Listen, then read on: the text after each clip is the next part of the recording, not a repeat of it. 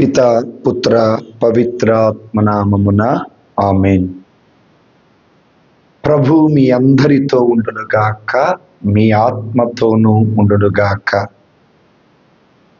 పునీత లూకా గారు రాసిన పవిత్ర సువిశేషములోని భాగము.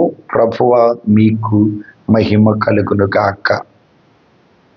లూకా శుభవార్త 10వ అధ్యాయము 38వ వచనము నుండి 42వ వచనం వరకు. వారు ప్రయాణము చేయుచుండగా యేసు ఒక గ్రామమునకు వచ్చెను. అచట మార్తమ్మ అను ఒక స్త్రీ ఆయనను తన ఇంటికి ఆహ్వానించెను. ఆమెకు మరియమ్మ అను సహోదరి కలదు. ఆమె ప్రభు పాదముల చెంత కూర్చుండి ఆయన బోధనలను వినుచూ ఉండెను. మార్తమ్మ పెక్కు పనులతో సతమతమగుచు ఆయన యొద్దకు వచ్చి, ప్రభు, నా సహోదరి పనులన్నీ నాపై వదలి నీ చెంత కూర్చొని ఉండుట మీరు గమనించుటలేదా? నాకు సహాయము చేయుటకు ఆమెను పంపుడు అనెను. అందుకు యేసు, మార్తమ్మ, మార్తమ్మ, నీవు ఎన్నో పనులను గూర్చి విచారించుచు ఆతృత పడుచున్నావు, కానీ అవసరమైనది ఒక్కటే. మరియమ్మ ఉత్తమమైన దానిని ఎన్నుకొన్నది, అది ఆమె నుండి తీసివేయబడదు అని యేసు సమాధానమిచ్చెను. ఇది ప్రభు యేసు క్రీస్తు సువిశేషము. క్రీస్తువా మీకు స్తుతి మహిమ కలుగునుగాక. సువిశేష బోధన వలన మన పాపములు క్షమించబడునుగాక. క్రీస్తునందు ప్రియమైన దేవుని సంఘమా, దేవుని బిడ్డలారా, సహోదరి సహోదరులారా,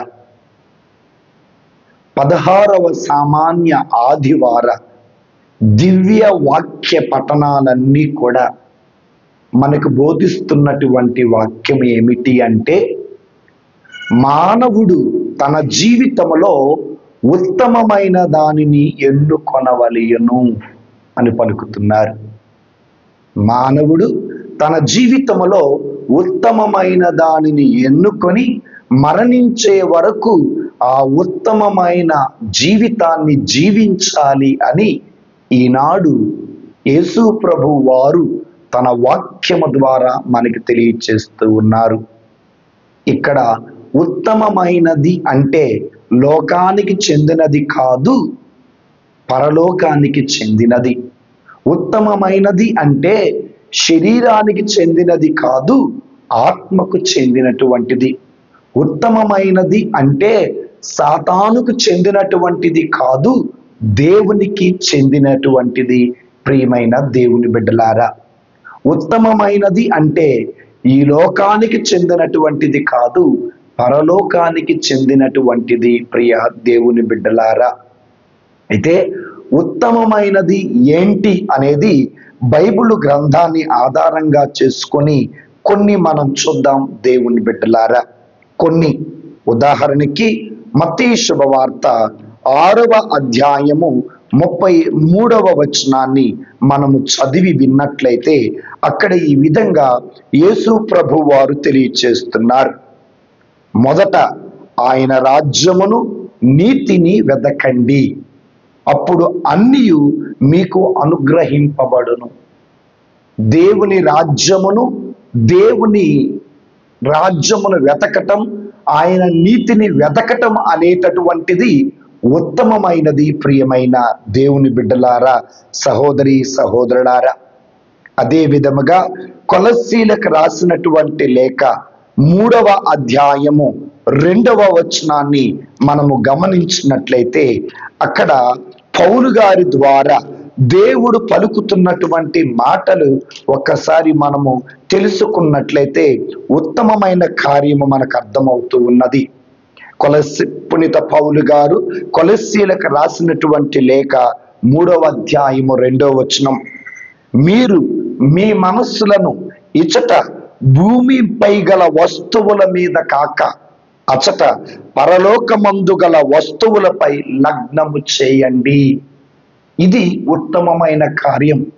మన మనస్సును శారీరక వాంఛల మీద కాకుండా, ఈ లోకములో ఉన్న పదవి మీద, డబ్బు మీద, అహంకారం మీద కాకుండా దేవుని మీద, నిత్య రాజ్యము మీద మీ మనసులను కేంద్రీకరించండి అని పలుకుతున్నారు. ఇది ఉత్తమమైనటువంటి కార్యము ప్రియ దేవుని బిడ్డలారా. ఇక మూడవదిగా ఫిలిప్పీలకు రాసినటువంటి లేఖలో 4వ అధ్యాయంలో 8వ వచనంలో భక్తుడైన పౌలు గారు పలుకుతున్నటువంటి మరొక మాట, దేవుని బిడ్డలారా, నా సోదరులారా, చివరి మాటగా చెప్పుచున్నాను, మంచియు స్తుతి పాత్రమును అయిన వానితో నీ మనస్సులను నింపుకొనుడు. సత్యమును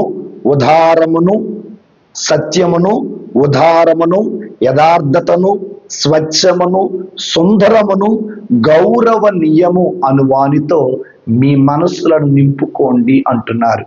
అంటే మంచి విషయాలను మన హృదయములో నింపుకోవటం అనేటటువంటిది, ఉదారతను హృదయములో నింపుకోవటం అనేది, సత్యమును హృదయములో నింపుకోవటం అనేటటువంటిది, స్తుతిపాత్రమైన విషయాలను, ఎదుటివారి గురించి మంచిని మన హృదయములో నిలుపుకోవటం అనేటటువంటిది ఉత్తమమైన కార్యం ప్రియమైన దేవుని బిడ్డలారా. ఈ విధంగా దేవుని రాజ్యమును, ఆయన నీతిని వెతకటం ఉత్తమమైనటువంటి కార్యం. మన మనసులను పరలోక రాజ్యపు వస్తువులపై లగ్నము చేయటము ఉత్తమమైనటువంటి కార్యం. మన హృదయము నిండా మంచిని, సత్యమును, నీతిని, స్తుతిపాత్రమును, యథార్థతను, ఉదారతను, ఇలాంటి సుగుణాలను నింపుకోవటం అనేటటువంటిది ఉత్తమమైన కార్యం అని అటు యేసు ప్రభు వారు, ఇటు భక్తుడైన పౌలు గారు పలుకుతున్నారు ప్రియమైన దేవుని బిడ్డలారా.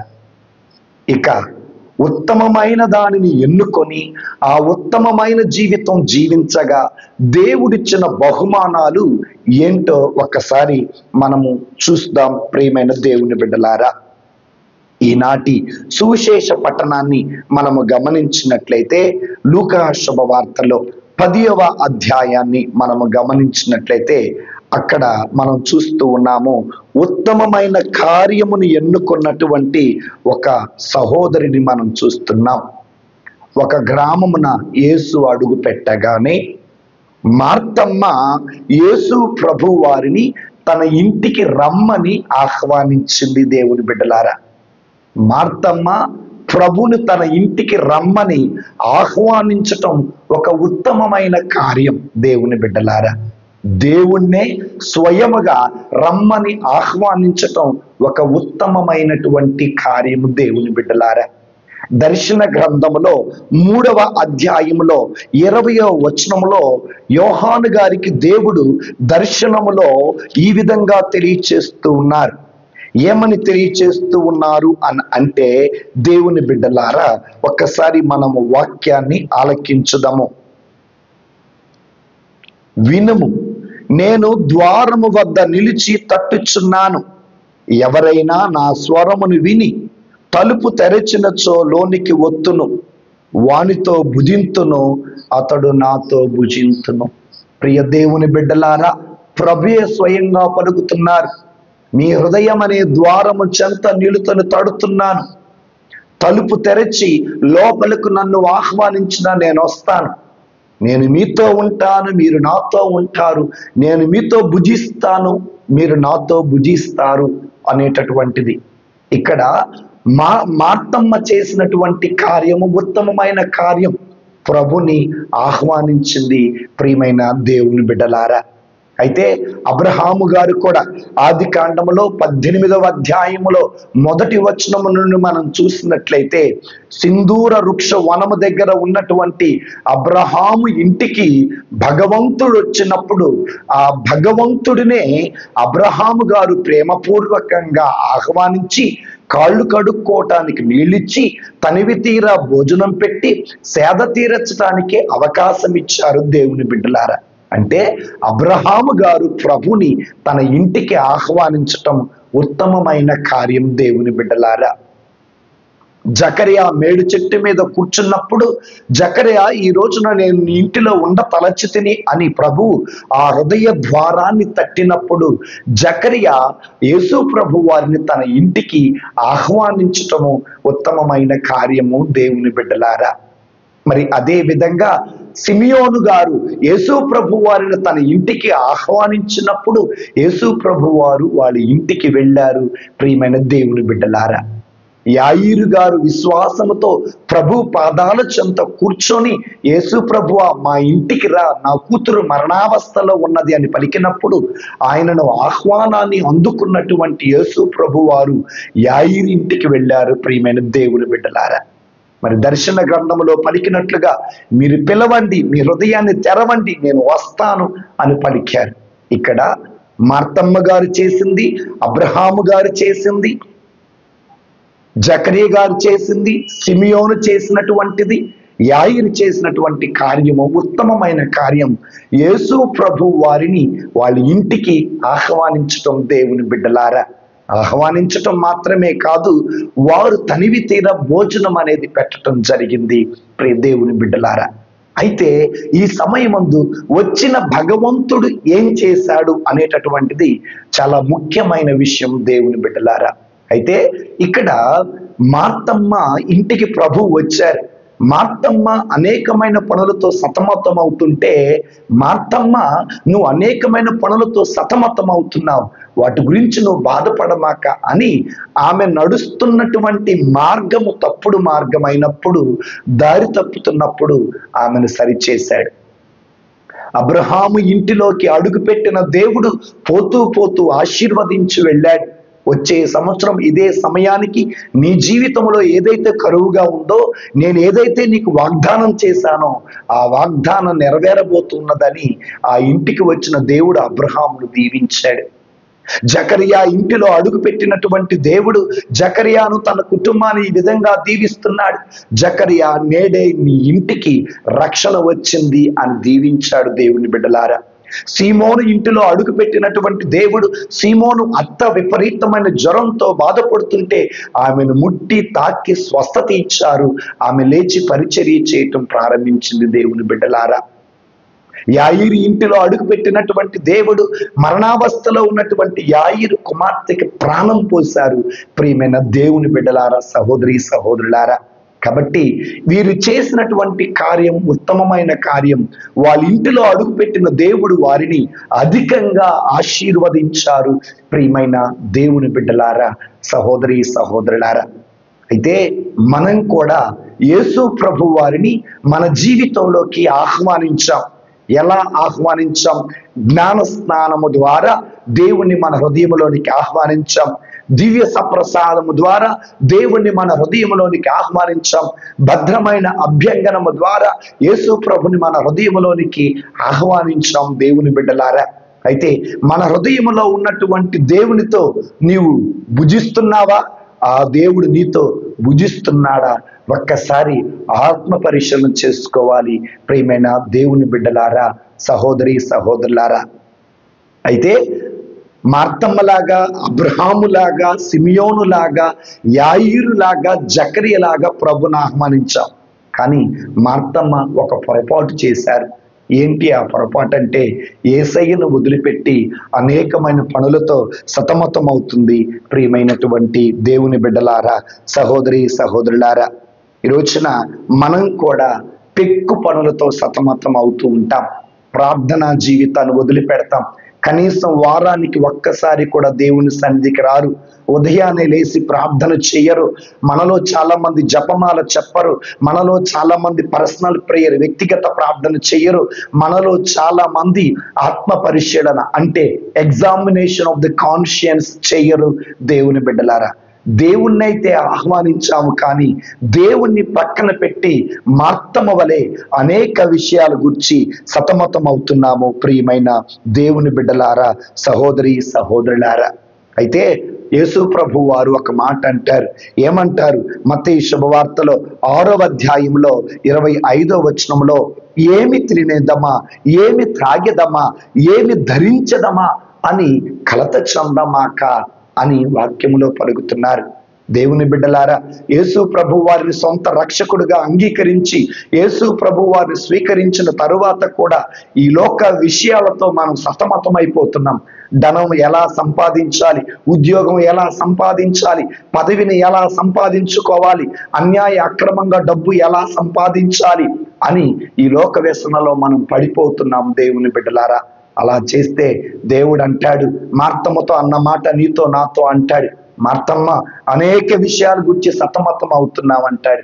ఏమి తినదమా, ఏమి త్రాగిదమా, ఏమి ధరించదమా అని కలత చెందమాక అని ఈ రోజున దేవుడు నీతో నాతో మనందరితో పలుకుతున్నారు. ప్రియమైన దేవుని బిడ్డలారా, దేవుని బిడ్డలారా, ఒక గొప్ప సత్యాన్ని నేను మీ ముందు ఉంచాలని ఆశపడుతున్నాను. ఏంటి ఆ సత్యం అంటే, దేవుణ్ణి మన హృదయములోనికి ఆహ్వానించిన తరువాత దేవుడు పెట్టేది మనం తింటూ ఉంటే, దేవుడు పెట్టేది మనం తింటూ ఉంటే ఈ లోక విషయాల గురించి మనం సతమతం అవ్వాల్సిన అవసరం లేదు. ఎందుకు అంటే దేవుడే సమకూర్చి పెడతాడు. బిడ్డలారా, నేను మరలా చెబుతున్నాను, ఒక్కసారి యేసు ప్రభుని నీ హృదయంలోకి, నీ కుటుంబంలోకి నువ్వు ఆహ్వానించిన తర్వాత ఈ లోక విషయాలు అనగా ఏమి తినేదమా, ఏమి త్రాగిదమా, ఏమి ధరించదమా, ఎంత సంపాదిద్దామా, పదవిని ఎలా సంపాదించుకుందామా, డబ్బు ఎలా సంపాదిద్దామా, బంగారం ఎలా సంపాదిద్దామా, శారీరక కోరికలు ఎలా తీర్చుకుందామా అనేటటువంటి దానిని గురించి మనం ఆలోచించాల్సిన అవసరం లేదు. మన ప్రతి అవసరతని దేవుడే తీరుస్తాడు.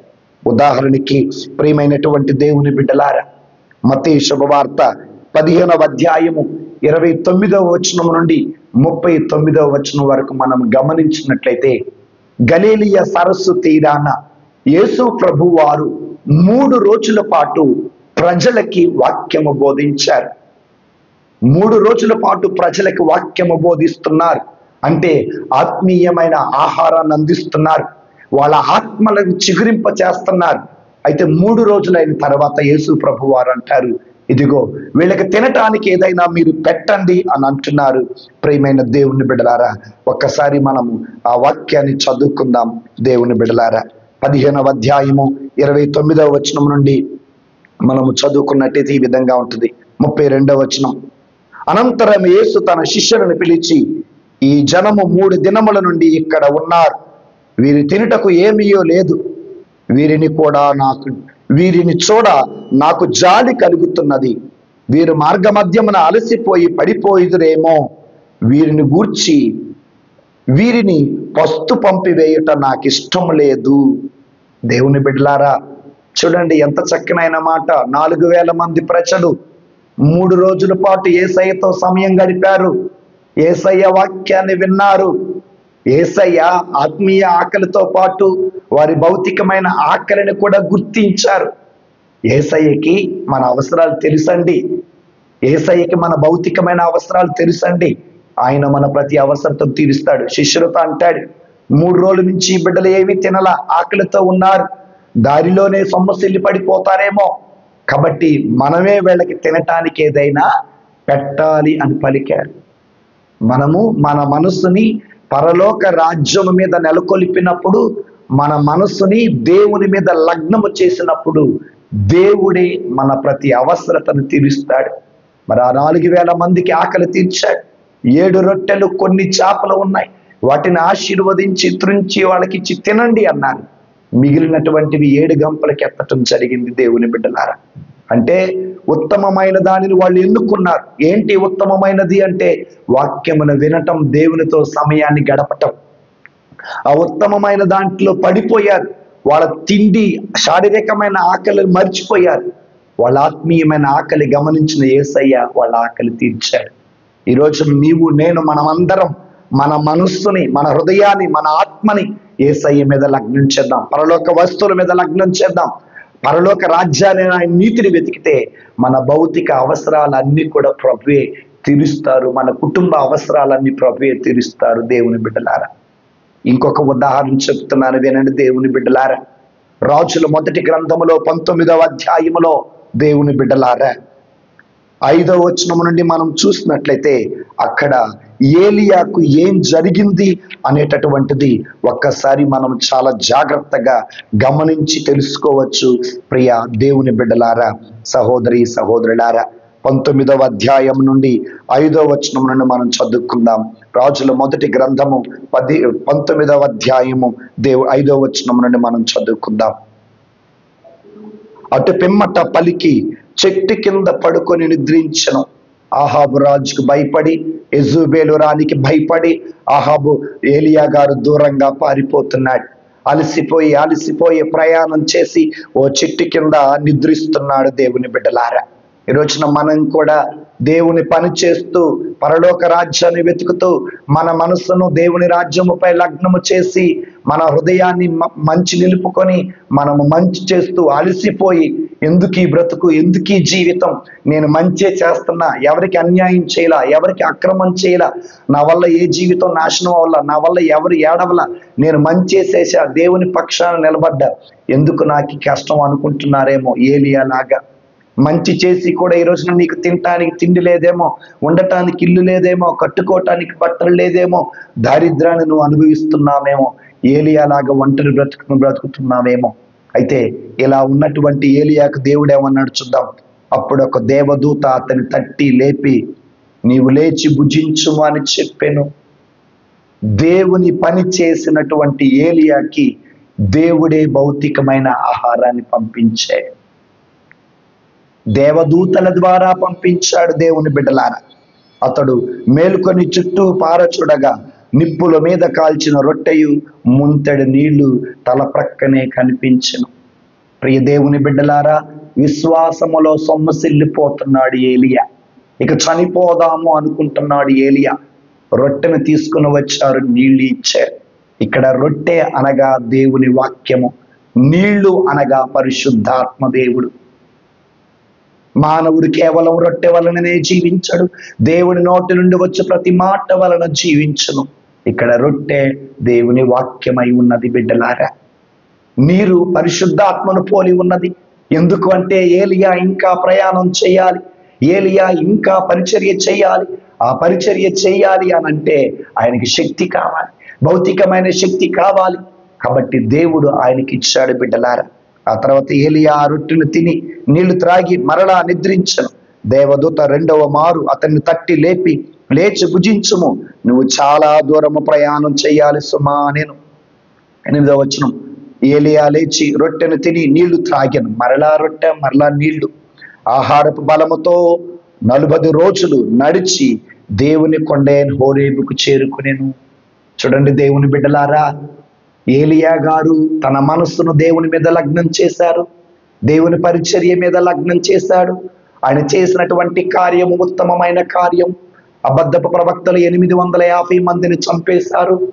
మంచి చేసి కూడా పరారైపోతున్నప్పుడు దేవుడు అంటాడు, బిడ్డ నువ్వు పారిపోమాక, నీకు రొట్టెనిస్తున్నాను తిను, నీళ్ళనిస్తున్నాను త్రాగు. ఆ బలముతో నువ్వు 40 రోజులు ప్రయాణం చేయాలి. దేవుని కొండ, హోరేబు కొండ అనగా మనకి పరలోక రాజ్యం. ఆ పరలోక రాజ్యము చేరాలి అంటే మనము కూడా వాక్య రూపంలో ఉన్నట్టు రొట్టె రూపం వాక్యాన్ని మనం తినాలి, పరిశుద్ధాత్మను పొందుకోవాలి. అలా మనం ప్రయాణం చేసినప్పుడు మాత్రమే దేవుని బిడ్డలారా ఆ హోరేబు పర్వతమైన పరలోక రాజ్యాన్ని మనం చేరుకోగలుగుతాం. ఎందుకు నేను ఈ మాట పలుకుతున్నానంటే, ఏలియా గారు ఎన్నుకున్నది ఉత్తమమైన కార్యం, ఆయన చేస్తున్నది ఉత్తమమైన కార్యం, చివరి గడియ వరకు చేసింది ఉత్తమమైన కార్యం. ఆయన అవసరాలు తీర్చింది ప్రభు అయిన దేవుడు, భౌతికమైన ఆకలి తీర్చింది ప్రభు అయిన దేవుడు, ఆత్మీయమైన బలమును ఆత్మను వసగింది ప్రభు అయిన దేవుడు.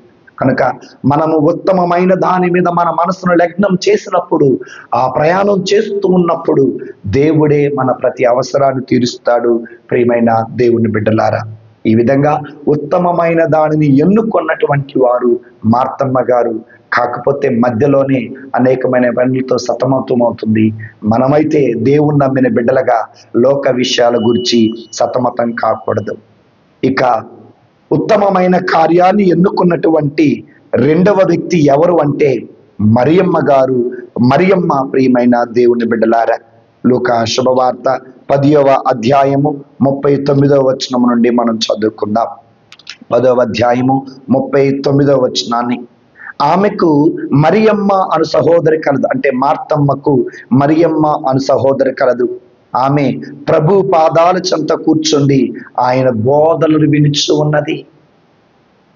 మరియమ్మ ఎన్నుకున్న కార్యము ఉత్తమమైన కార్యం.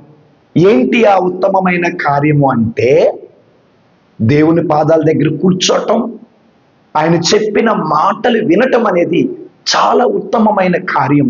ప్రియమైన దేవుని బిడ్డలారా, సహోదరి సహోదరులారా, అందుకే దేవుడు అంటాడు, ఏమన్నారు 42వ వచనం, కానీ అవసరమైనది ఒక్కటే, మరియమ్మ ఉత్తమమైన దానిని ఎన్నుకున్నది, అది ఆమె నుండి తీసివేయబడదు. దేవుని సన్నిధిలో కూర్చోటం ఉత్తమమైన కార్యం, దేవుడు చెప్పిన మాటలు వినటం ఉత్తమమైన కార్యం. ఈ 2 గుణాలు మనలో ఉన్నప్పుడు అవి మన నుండి ఎవరు తీసివేయలేరు. ప్రియమైన దేవుని బిడ్డలారా, ఉదాహరణకి సమూయేలు మొదటి గ్రంథములో మనం చూసినట్లయితే 1వ అధ్యాయము 10వ వచనములో చూసినట్లయితే, అన్న ఏకాంతముగా దేవుని సన్నిధిలో కన్నీరు మున్నీరుగా ప్రార్థించింది. అది ఉత్తమమైనటువంటి కార్యం. దేవుని బిడ్డలారా, అన్నాని అందరు గొడ్రాలుగా ఎగతాళి చేస్తున్నప్పుడు, చులకనగా చూస్తున్నప్పుడు ఆ తల్లి ఆ దేవాలయములో కన్నీరు మున్నీరుగా ఏడుస్తూ దేవుడికి మొరపెట్టింది. ఈ రోజున ఎవరో ఎగతాళి చేశారని, అవమానించారని, చులకనగా మాట్లాడారని, పేరు చెడగొట్టారని, నీ ముందు ఒకలా నీ వెనకాల మరొకలాగా మాట్లాడారని ఆత్మహత్య చేసుకోవటం పాపం. భార్య మోసం చేసిందని, భర్త మోసం చేసిందని, ప్రేమికుడు మోసం చేశాడని, ప్రేమికురాలు మోసం చేసిందని, నమ్మిన వాళ్ళే మోసం చేశారని ఆత్మహత్య చేసుకోవటం ఘోర పాపం. అయితే ఏం చేయాలా? అన్నావలే మనము దేవుని సన్నిధికి వెళ్ళాలా, దేవుని ప్రార్థన చేయాలి. అది ఉత్తమమైనటువంటి కార్యము. ప్రియమైన దేవుని బిడ్డలారా, మత్తయి శుభవార్త 26వ అధ్యాయము 39వ వచనములు చూసినట్టయితే, దేవుని బిడ్డలారా, యేసు ప్రభు వారు గెత్సెమనే తోటకు వెళుతున్నారు. ఆత్మకి శరీరానికి మధ్య పోరాటం జరుగుతుంది. శరీరం అంటుంది చనిపోవద్దు అంటుంది, ఆత్మ అంటుంది నువ్వు చనిపోతేనే లోకానికి రక్షణ అని వాక్యము పలుకుతుంది. దేవుని బిడ్డలారా, అలాంటి పరిస్థితుల్లో ఈ రెండిటి మధ్య జరుగుతున్నటువంటి పోరాటంలో ఏ నిర్ణయం తీసుకోవాలో అర్థం కాని పరిస్థితుల్లో ఏకాంతంగా గెత్సెమనే తోటకు వెళ్ళాడు, తన తండ్రితో ముచ్చడించాడు. ఈ రోజున మన జీవితంలో ఎటువైపు వెళ్ళాలి, ఎక్కడికి వెళ్ళాలి, ఎవరికి చెప్పాలి, ఎవరు నమ్మాలి, ఎవరు నమ్మకూడదు అర్థం కాని పరిస్థితుల్లో మనము చేయవలసిన కార్యం యేసు ప్రభు వలె గెత్సెమనే తోటకే వెళ్ళి ఏకాంతంగా వెళ్ళి మనం ప్రార్థన చేయాలి, తండ్రిని అడగాలి. అప్పుడు తండ్రి మనతో మాట్లాడితే, కనుక ఏ విధంగా అయితే మరియమ్మ ప్రభు పాదాల దగ్గర కూర్చొని ప్రార్థన చేయటం ఉత్తమమైన కార్యం, అన్న దేవుని సన్నిధిలో కన్నీరు మున్నీరుగా ఏడ్చి ప్రార్థన చేయటం ఉత్తమమైన కార్యం. దేవుని చిత్తాన్ని తెలుసుకోవటం కోసం యేసు ప్రభు వారి గెత్సెమనే తోటలో చెమటను రక్తంగా మార్చి, లేదా రక్తమును చెమటగా మార్చి ప్రార్థన చేయటం అనేటటువంటిది ఉత్తమమైన కార్యం. ప్రియ సహోదరి సహోదరుడా, ఈ రోజున నీవు నేను మన జీవితంలో ఉండవలసిన ఓ ముఖ్యమైన కార్యం ఏంటంటే ప్రార్థన. సమయము దొరికినప్పుడల్లా ఏకాంత ప్రార్థన చాలా ముఖ్యమైనది. దేవుని బిడ్డలారా, ఇక రెండవది ఏంటంటే ఉత్తమమైన కార్యం ఏంటంటే దేవుని బిడ్డలారా, వినటం. వినుట వలన విశ్వాసము కలుగుతున్నదని రోమీలకు రాసిన లేఖ 10వ అధ్యాయము 10వ వచనం మరియు 17వ వచనంలో వాక్యము మనకు పలుకుతున్నది. ఇక్కడ మరియమ్మ దేవుని వాక్యమును వింటున్నది. ప్రియమైన దేవుని బిడ్డలారా, సమూయేలు మొదటి గ్రంథంలో 3వ అధ్యాయంలో 10వ వచనంలో సమూయేలు గారు అంటారు, అయ్యా నీ సేవకుడు ఆలకిస్తున్నాడయ్యా, నువ్వు మాట్లాడయ్యా అని అంటున్నారు. దేవుని బిడ్డలారా, మరి సమూయేలు ఒక్కడే ఉన్నారు. ఆ స్వరము విన్నప్పుడు అది దైవ స్వరం అని గుర్తించినప్పుడు నీ సేవకుడు వింటున్నాడయ్యా, ఆలకించున్నారు. మనము కూడా ఏకాంతంగా కూర్చొని ప్రార్థన చేసినప్పుడు, లోకానికి దూరంగా దేవునికి దగ్గరగా కూర్చొని ప్రార్థన చేసినప్పుడు దేవుడు మనతో మాట్లాడతాడు. దేవుడు మనతో మాట్లాడటం ఉత్తమమైన కార్యం. మనం దేవునితో మాట్లాడటం ఉత్తమమైన కార్యం. ఏకాంతంగా కూర్చొని ప్రార్థన చేయటం ఉత్తమమైన కార్యం. ప్రియ సహోదరి సహోదరుడా, మదర్ తెరేసా గారు, పునీత మదర్ తెరేసా గారు ఒక మాట అంటారు, in the silence of the heart the lord speaks. ఏ హృదయం అయితే నిశ్శబ్దంగా ఉంటుందో, ఏ హృదయం అయితే సైలెంట్గా ఉంటుందో ఆ హృదయముతో దేవుడు మాట్లాడతారు. అయితే మదర్ తెరీసా గారు ఈ మాట ఎందుకు పలికారు అంటే, పగలంతా కూడా తాను కుష్ఠరోగులతో మరి అంటువ్యాధులతో అనాథలతో అలసిపోయినటువంటి మదర్ తెరీసా గారు ప్రతిరోజు దేవుని దివ్య మందసం ముందు ప్రశాంతంగా మౌనంగా కూర్చున్నప్పుడు దేవుడు ఆ బిడ్డతో మాట్లాడేవాడట. అలా మాట్లాడాడు కాబట్టే అంత పెద్ద అనాథ శరణాలయాలను నడిపించగలిగారు. ప్రపంచం అంతటా కూడా ఒక గొప్ప పునీతురాలుగా ఆమె మిగిలిపోయింది. దేవుని బిడ్డలారా, ఈ రోజున ఒక మంచి పని మనం చేయాలి అన్నా, దేవుని చిత్తాన్ని నెరవేర్చాలన్నా, దేవుని చిత్తం మనకి తెలియాలన్నా సైలెంట్గా దేవుని సన్నిధిలో కూర్చోవాలి. అయితే లోకములో తిరిగినప్పుడు వాళ్ళు ఒక మాట, వీళ్ళు ఒక మాట, మన చెవిలో పడేవి కొన్ని మాటలు, కళ్ళతో చూసేవి కొన్ని, హృదయానికి అర్థమయ్యే కొన్ని, ఇలా 100 ఆలోచనలతో, 100 మాటలతో, 100 పనులతో మన హృదయం అంతా కూడా నిండిపోయినప్పుడు దేవుడు మనతో మాట్లాడాడు. కనీసం రోజుకి 1 గంట సేపు అయినా కూడా నెమ్మదిగా, ప్రశాంతంగా, సైలెంట్గా దేవుని సన్నిధిలో కూర్చొని ప్రార్థన చేయటం ఉత్తమమైన కార్యం. అప్పుడు దేవుడు నీతో మాట్లాడతారు. పునీత రెండవ జాన్ పాల్ పాపు గారట, తాను కథోలిక శ్రీ సభను పరిపాలిస్తున్నటువంటి రోజులలో తాను ప్రతిరోజు కూడా దివ్య మందసం ముందు సైలెంట్గా కూర్చొని దేవుణ్ణి అడిగేవాడట. అయ్యా, నీ శ్రీ సభను ఎలా నడిపించాలో, శత్రువుని ఎలా ప్రేమించాలో నాకు నేర్పయ్యా అని అడిగినప్పుడు ఆయన నేర్చుకున్నాడు. ఆ నేర్చింది కూడా దేవుడే. కాబట్టి ప్రియమైన దేవుని బిడ్డలారా, మరి మరియమ్మ ఎన్నుకున్నది ఉత్తమమైనది, అన్న ఎన్నుకున్నది ఉత్తమమైనది, సమూయేలు ఎన్నుకున్నది ఉత్తమమైనది, మరి రెండవ జాన్ పాల్ పాపు గారు, మదర్ తెరీసా గారు ఎన్నుకున్నది ఉత్తమమైనది. మనం కూడా ఉత్తమమైనవి ఎన్నుకోవాలి, ఆ ఉత్తమమైన జీవితాన్ని జీవించాలి. ఇక 3వ వ్యక్తిని ఒక్కసారి మనం చూద్దాం దేవుని బిడ్డలారా. రాజుల మొదటి గ్రంథములో 3వ అధ్యాయములో 19వ వచనాన్ని మనం చదివినట్లయితే అక్కడ మనకి వాక్యం ఏమి పలుకుతున్నదో చూద్దాం దేవుని బిడ్డలారా. రాజుల మొదటి గ్రంథము 3వ అధ్యాయము 9వ వచనాన్ని ఒక్కసారి మనం తెలుసుకున్నట్టయితే ఈ విధంగా ఉంది. కావున ఈ నీ సేవకుడు మంచి చెడ్డలను ఎంచి పరిపాలించు వివేకమును ప్రసాదింపం లేదేని నీవు ఎన్నుకొనిన ఈ మహా ప్రజలను పాలించుట నా తరము కాదు అనెను. సలోమోను యవ్వన ప్రాయంలో రాజుగా అభిషేకించబడతాడు. ఇది దేవుని కోరిక, ఇది దేవుడి ప్రణాళిక. అయితే ఓ రోజున సలోమోను గారు అడుగుతున్నారు, అయ్యా, ఈ మహారాజ్యాన్ని నేను పరిపాలించాలంటే వెండి బంగారాలు నాకు అవసరం లేదు, వజ్ర వైడూర్యాలు నాకు అవసరం లేదు అయ్యా, ధాన్యము నాకు అవసరం లేదయ్యా, నాకు కావలసింది నీ జ్ఞానం అని అడిగారు. దేవుని బిడ్డలారా, వెండి బంగారం వజ్ర వైడూర్యాలు అనేటటువంటివి ఈ లోకానికి చెందినవి. జ్ఞానం అనేటటువంటిది దేవుడిచ్చేది. సామెతల గ్రంథం 1వ అధ్యాయం 7వ వచనంలో ఎవరైతే దైవ భయము కలిగి ఉంటారో దేవుడు వారికి జ్ఞానం ఇస్తాను అని అంటున్నారు బిడ్డలారా. దేవుడు వారికి జ్ఞానం ఇస్తానంటున్నారు. అంటే జ్ఞానము దేవుడిచ్చేటటువంటి వరము ప్రియమైన దేవుని బిడ్డలారా. అయితే సలోమోను జ్ఞానాన్ని ఎందుకు అడిగాడు, వజ్ర వైడూర్యాలు ఎందుకు అడగలేదంటే, తెలుగులో ఓ సామెత ఉంది, కూర్చొని తింటే కొండలైనా కరిగిపోతాయి అనే సామెత. వెండి బంగారాలు వజ్ర వైడూర్యాలు ఇస్తే కొంతకాలమే సరిపోతాయి, కానీ దేవుడిచ్చిన జ్ఞానం ఉంటే ఈ జ్ఞానముతోటి ఆ రాజ్యానికి కావలసినటువంటిది ప్రతిదీ కూడా సంపాదించుకోగలుగుతాడు. ఆ రాజ్యాన్ని అభివృద్ధి చేస్తాడు. జ్ఞానములోనూ అభివృద్ధి చేస్తాడు, సైన్స్లో అభివృద్ధి చేస్తాడు, ఆర్థికంగా అభివృద్ధి చేస్తాడు, అడ్మినిస్ట్రేషన్లో అభివృద్ధి చేస్తాడు. కాబట్టి ఇక్కడ సలోమోను గారు అడిగిన కోరిక ఉత్తమమైనది, ఆయన ఎన్నుకున్నది ఉత్తమమైనది. ఏంటి అంటే దైవ జ్ఞానం.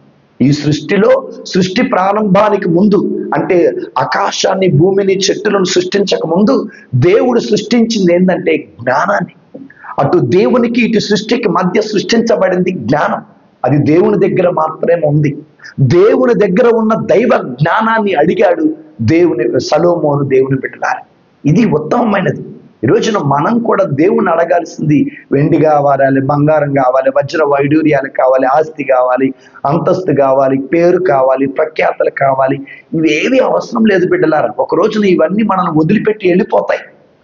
కానీ మనకు కావాల్సింది ఏంటంటే మనల్ని పరలోక రాజ్యానికి చేర్చేది మనకు కావాలి. మనల్ని దేవుని మార్గంలో నడిపించేది మనల్ని కావాలి.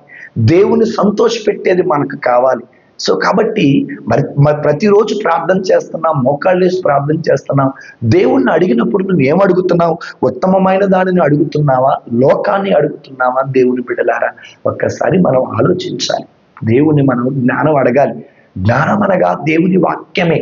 ఆ వాక్యములో మనం ఉన్నప్పుడు పవిత్ర జీవితాన్ని మనం జీవిస్తాము. ప్రియమైన దేవుని బిడ్డలారా, అయితే ఇదిగో థామస్ అకంపీస్ గారు రాసినటువంటి ఇమిటేషన్ ఆఫ్ క్రైస్ట్ అనే పుస్తకంలో వారు ఈ విధంగా రాస్తున్నారు. దేవుని బిడ్డలారా, దైవ జ్ఞానము నీలో ఉంది అంటే నీవు దేవుని మార్గములో ఉన్నావు అని అర్థం. దైవ జ్ఞానము నీలో లేదంటే లోకములో ఉన్నటువంటి చెడు జ్ఞానం అంతా నీలో ఉంది. నీవు సాతాను మార్గములో ఉన్నావు.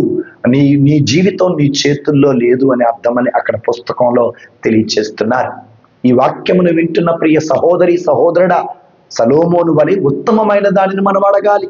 దైవ జ్ఞానమును అడగాలి, దైవాత్మను అడగాలి, దైవ వరములను అడగాలి.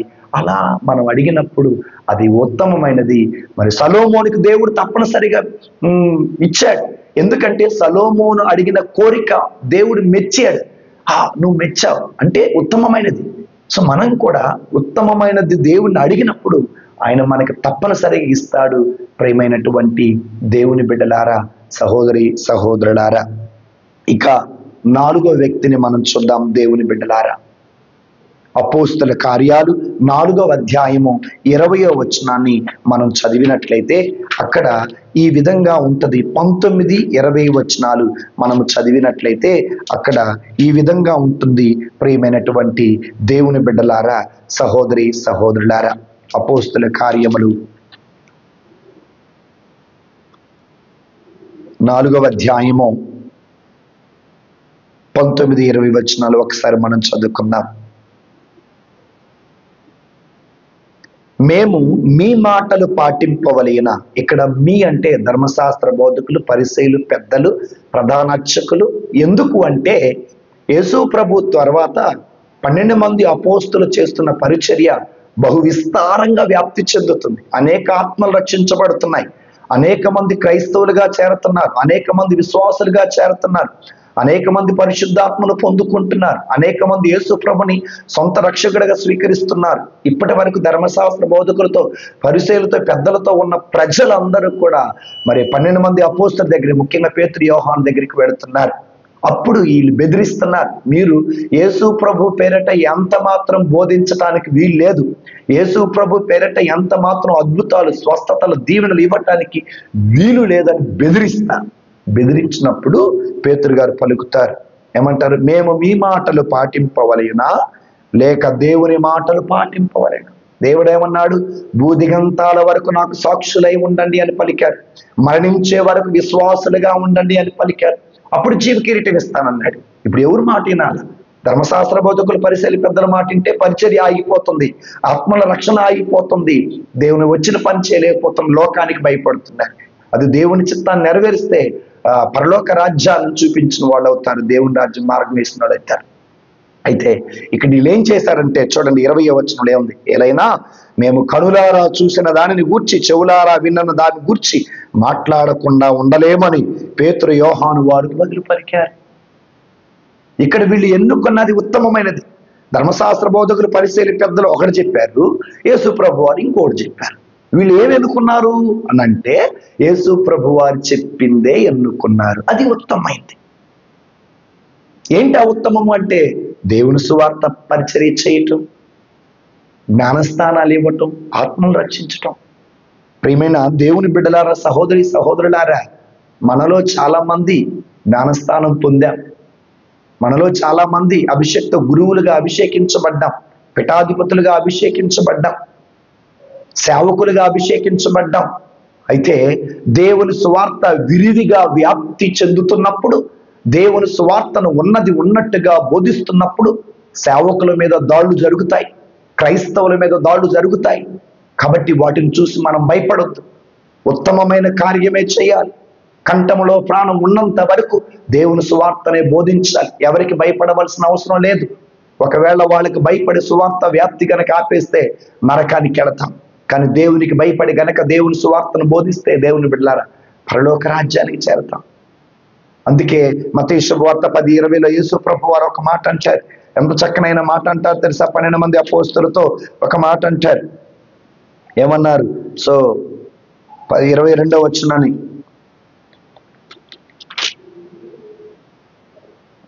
నా నామం నిమిత్తము ఎల్లరూ మేము ద్వేషిస్తారు, కానీ చివరి వరకు నిలిచిన వాడే రక్షించబడను. చూడండి జాగ్రత్తగా దేవుని బిడ్డలారా. ఈ రోజున చాలా మంది నేను సేవ చేస్తా, నేను పరిచర్య చేస్తా అని చెప్పేసి కనీసం ప్రార్థన చేయకుండా, కనీసం వాక్యం చదవకుండా, కనీసం బైబిల్ చదవకుండా, కనీసం ఇవన్నీ చేయకుండా బ్రతుకుతున్న వారు మన మధ్యలో లేరంటారా? మనం ఎన్నుకున్నది ఉత్తమమైన కార్యం, కానీ చేస్తున్న కార్యం ఉత్తమమైన కార్యం కాదు. చేస్తున్నటువంటి కార్యం ఉత్తమమైన కార్యం కాదు. ఎవరైతే ఉత్తమమైన దానిని ఎన్నుకుంటారో, ఎవరైతే దేవునితో సంబంధం కలిగి ఉంటారో వారు మాత్రమే ఆ ఉత్తమమైన కార్యాన్ని కొనసాగించగలుగుతారు. పేతురు గారు, యోహాను గారు ఎన్నుకున్నది ఉత్తమమైనది. ఆ తరువాత వాళ్ళు కొనసాగించిన పని ఉత్తమమైనది. ఎందుకని? అటు పరిశుద్ధాత్మ దేవుడితో సంబంధం కలిగి ఉన్నారు, ఇటు యేసు ప్రభుతో సంబంధం కలిగి ఉన్నారు. మనం కూడా ప్రార్థన ద్వారా, వాక్యము ద్వారా, సాక్రమెంట్స్ ద్వారా దేవునితో సంబంధం కలిగి ఉన్నప్పుడు ఆయన ఉత్తమమైన కార్యాలు చేయగలుగుతాం. ఆ ఉత్తమమైన కార్యాలు మనం చేయలేనప్పుడు మన జీవితం వ్యర్థము. మనం బ్రతికి ఉండి కూడా వ్యర్థమే. ప్రియమైన దేవుడి బిడ్డలారా, సహోదరి సహోదరులారా, అన్యుల మధ్యలో ఉండి కూడా పౌలు గారు ఎన్నోసార్లు జైలుకి వెళ్ళారు. ఎన్నో కొరడా దెబ్బలు తిన్నప్పటికీ ఆయన ఉత్తమమైన కార్యమే చేశాడు. దేవుని వాక్యమును బోధించినప్పుడు, దేవుని పరిచర్య చేయనప్పుడు, దేవుని సువార్త వ్యాప్తిలో మనము పాలిభాగస్థలము కానప్పుడు, బెదిరింపులకు భయపడినప్పుడు, పదవికి లొంగిపోయినప్పుడు, డబ్బుకి లొంగిపోయినప్పుడు మనం చేసేది ఉత్తమమైన కార్యం కాదు. అలాంటి కార్యాలు మనం ఎప్పుడు చేయకూడదు. ఉత్తమమైన కార్యం చేయాలి, దేవునికి ప్రియమైన బిడ్డలుగా ఉండాలి అని పలుకుతున్నారు. ఇక ఉత్తమమైన కార్యం ఎన్నుకున్నటువంటి ఇంకొక వ్యక్తిని మనం చూద్దాం దేవుని బిడ్డలారా. అపోస్తల కార్యాలు 16వ అధ్యాయంలో 30వ వచనంలో ఒక మాట అంటారు. పౌలు శిలాసులతో జైలు అధికారి ఈ విధంగా అంటాడు, అయ్యా రక్షించబడాలంటే నేనేమి చేయవలేను. అంటే దాని అర్థం ఏంటి? ఇప్పటి వరకు జైలు అధికారి ఒక అన్యుడు. జైలు అధికారి ఒక అన్యుడు అయితే జైల్లో ఉన్నటువంటి పౌలు శిలాసుల ప్రార్థన స్తుతి గీతాలు విన్నాడు. ఆ స్తుతి గీతాలకి దేవుడు అద్భుతం చేశాడు. వాళ్ళు చెరసాల నుండి బయటికి వచ్చారు. వచ్చిన వాళ్ళు అంటున్నారు, అయ్యా నిన్ను నీవు హాని చేసుకోమాక. హాని చేసుకోవాలి. అప్పుడు అంటాడు, అయ్యా నేను కూడా మీకులాగా ప్రార్థించాలంటే, మీకులాగా పాడాలంటే, మీకులాగా నిజమైన దేవునికి బిడ్డలుగా ఉండాలంటే ఏం చెయ్యాలయ్యా అని అడుగుతాడు. అంటే అన్య జీవితాన్ని వదిలిపెట్టి, పాపపు జీవితాన్ని వదిలిపెట్టి, లోక జీవితాన్ని వదిలిపెట్టి దేవునిలో ఉండాలి, దేవునిలో నాటబడాలి, దేవునిలో నడవబడాలని ఆయన ప్రయత్నం చేశాడు. అప్పుడు వాళ్ళు అంటారు, అయ్యా యేసుక్రీస్తుని విశ్వసించు, యేసు ప్రభు నామమున జ్ఞానస్నానం పొందుకో అని పలుకుతున్నారు. ప్రియమైన దేవుని బిడ్డలారా, సహోదరి సహోదరులారా, పంట విస్తారము కానీ కోతగాండ్రు చాలా తక్కువ అని యేసు ప్రభు వారు పలికారు. గుర్తుపెట్టుకోండి, ఇక్కడ పంట అంటే రక్షించబడవలసిన ఆత్మలు చాలా ఉన్నాయి. అన్యులు చాలా మందికి యేసయ్య గురించి తెలియదు. అన్యులకు సువార్త వ్యాప్తి జరగట్లేదు. ఉన్న సంఘాలలోనే సువార్త వ్యాప్తి జరగనప్పుడు ఇంకెప్పుడు మనం అన్యుల దగ్గరికి వెళ్తాం? ఇంకెప్పుడు మనం సువార్త పరిచర్య చేస్తాం దేవుని బిడ్డలారా? కాబట్టి మరి ఆయన మనం సువార్త బోధ చేస్తేనే అన్యులు ఉత్తమమైన దానిని ఎన్నుకుంటారు, బాప్తిస్మము పొందుతారు. కొర్నేలి గారు ఉత్తమమైన దానిని ఎన్నుకున్నారు. తాను రక్షించబడటం మాత్రమే కాదు, పేతురు గారిని తన ఇంటికి పిలుచుకున్నాడు. ఆయన ఇంటికి రాబోయే ముందు బంధువులందరూ పిలిపించారు. పేతురు గారి చేత వాక్యాన్ని బోధించారు. వాళ్ళందరూ పరిశుద్ధాత్మను పొందుకున్నారు. చూడండి, ఈ రోజున నీవు నేను ఒక కొర్నేలి కావాలి. సేవకులు మన ఇంటికి పిలిపించుకోవాలి, దేవుని సువార్త వ్యాప్తి చేయాలి, అన్యులు అనేక మంది రక్షించాలి. అది మన బాధ్యత. అలా మనం మరి ఆ జైలు అధికారి ఉత్తమమైన దాన్ని ఎన్నుకున్నాడు, ఉత్తమమైన జీవితం జీవించాడు. ఆయన కుటుంబం రక్షించబడింది. ప్రియ దేవుని బిడ్డలారా, ఇక చివరిగా చెప్పి ముగిస్తాను. దేవుని బిడ్డలారా, ఆది కాండంలో 12వ అధ్యాయంలో ఉత్తమమైన కార్యాన్ని ఎన్నుకున్నటువంటి ఓ విశ్వాసిని మనం చూద్దాం. దేవుని బిడ్డలారా, ఆయన ఎవరు అంటే అబ్రహాము గారే. ఈ అబ్రహాము గారికి దేవుడు ఏం వాగ్దానం చేశారో ఒకసారి చూద్దామా. దేవుడు అబ్రహాముతో ఇట్లనెను, నీ దేశమును, నీ చుట్టుపక్కలను, నీ పుట్టింటిని వదిలి నేను చూపించే దేశానికి వెళ్ళు. దేశాన్ని, పుట్టింటిని, తల్లిదండ్రులని వదిలిపెట్టడం అంటే ఈ లోకాన్ని వదిలిపెట్టి నేను చూపించే దేశం కనాను దేశం, వాగ్దాన దేశం. చూడండి దేవుని బిడ్డలారా, దేవుడు నీతో నాతో పలికేది అదే. ఈ లోకాన్ని వదిలిపెట్టు, లోకవాంఛలను వదిలిపెట్టు, లోక కోరికలను వదిలిపెట్టు, బంధు ప్రీతిని వదిలిపెట్టు, పదవి ప్రీతిని వదిలిపెట్టు, ధన ప్రీతిని వదిలిపెట్టు, శారీరక ప్రీతిని వదిలిపెట్టు, వ్యామోహమును వదిలిపెట్టు, స్వార్థమును వదిలిపెట్టే నేను నిన్ను పరలోకమనే కానానికి చేరుస్తా, నేను చూపించే దేశానికి తీసుకెళ్తా అని అబ్రహాంతో పలికాడు.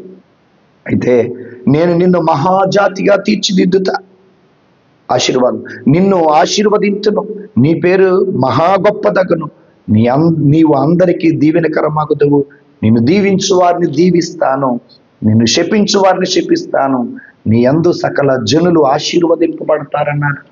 చూడండి, పుట్టింటిని, సొంత దేశాన్ని, తల్లిదండ్రులను వదిలిపెట్టు. నువ్వు వదిలిపెడితే చూడు, కనాను దేశం తీసుకెళ్తా, ఆశీర్వదింపబడిన దేశాన్ని తీసుకెళ్తా, నీ వల్ల మహాజాతి రాబోతుంది, నీవు గొప్ప పేరుగా నిలబడుతున్నావు, నేను దీవించే వారిని దీవిస్తానన్నాడు. ఈ రెండిటిలో ఒక పక్కేమో లోకం, మరో ప్రక్క దేవుడు చూపించే దేశం. ఒక పక్కేమో తల్లిదండ్రులు, మరో ప్రక్కేమో పేరు గొప్పది చేస్తానంటాడు. మరో పక్కేమో తల్లిదండ్రులు వదిలిపెట్టమంటున్నాడు, మరో ప్రక్క నీ సంతానాన్ని ఆకాశంలో నక్షత్రాలు చేస్తానన్నాడు. మరి దేన్ని ఎన్నుకున్నాడు ఆయన? లోకాన్ని ఎన్నుకోలా, బంధు ప్రీతిని వదులుకోలా, తల్లిదండ్రుల ప్రీతిని వదులుకోలా, దాన్ని ఎన్నుకోలా. దేన్ని ఎన్నుకున్నాడు? దేవుణ్ణి ఎన్నుకున్నాడు. దేవుడు చూపించే దేశాన్ని ఎన్నుకున్నాడు. దేవుడిచ్చే సంతానాన్ని ఎన్నుకున్నాడు. దేవుడిచ్చే పేరు ప్రఖ్యాతలు ఎన్నుకున్నాడు. దేవుడు తన గొప్ప చేస్తానని ఎన్నుకున్నాడు. అంటే దాని అర్థం ఏంటి? ఉత్తమమైన దానిని ఎన్నుకున్నాడు. దేవుని బిడ్డలారా, ఈ రోజున ఉత్తమమైన దానిని మనం ఎన్నుకోవాలి. ఈ రోజున అబ్రహాము సంతానము ఎవరు అంటే విశ్వసించి విశ్వాసంతో చనిపోయి పరలోకములో ఉన్నవారు. అబ్రహాము సంతానం ఎవరు అంటే ఈ రోజున యేసు ప్రభుని విశ్వసించి ఆయన విశ్వాస మార్గంలో నడుస్తున్న వారందరూ. ఆయన సంతానం చూడండి ఎంత గొప్పగా ఆశీర్వదింపబడిందో. అబ్రహాము సంతానం ఈ రోజున పరలోకంలో ఉన్నారు. అబ్రహాము సంతానం ఈ రోజున భూలోకంలో ఉన్నారు. అంటే దేవుని బిడ్డల ఉత్తమమైన దానిని వెన్నుకున్నప్పుడు నిన్ను మాత్రమే కాదు, నీ కుటుంబాన్ని, నీ బిడ్డలు, నీ తరతరాల పాటు ఆయన అటు కనాను దేశం, నూతన కానాను దేశం, పరలోకం అనే కానాను దేశాన్ని చేరుస్తారు. దేవుని బిడ్డల మరి ఈ రోజున యేసు ప్రభు వారు పలికినటువంటి మాటలు ఒకసారి చూద్దాం. మరియమ్మ ఉత్తమమైన దానిని ఎన్నుకుంది, దానిని ఎవరు తీసివేయలేరని వాక్యములు పలుకుతున్నారు. కాబట్టి ప్రియ దేవుని బిడ్డలారా, సహోదరి సహోదరులారా, మన జీవితంలో, క్రైస్తవ జీవితంలో ఉత్తమమైన దానిని ఎందుకున్నాం?